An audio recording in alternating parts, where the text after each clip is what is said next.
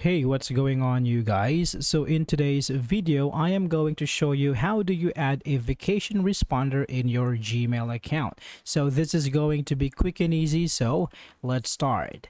Okay, so here in your Gmail account, you can go and click on settings and click on see all settings.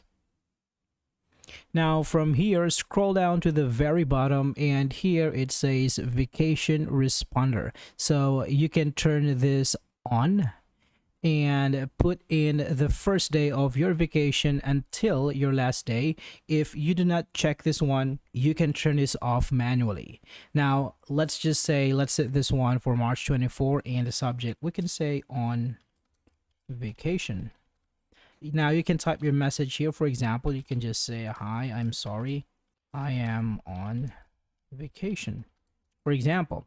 Now once you're done, you can save changes, and whoever sends you an email is going to get an automatic reply with the message that you just created. Now if you return from your vacation, you can click on end now, or you can also edit your setting by clicking on vacation settings. All right, so I hope this is helpful for you guys. Thank you for watching, and I will see you on the next one.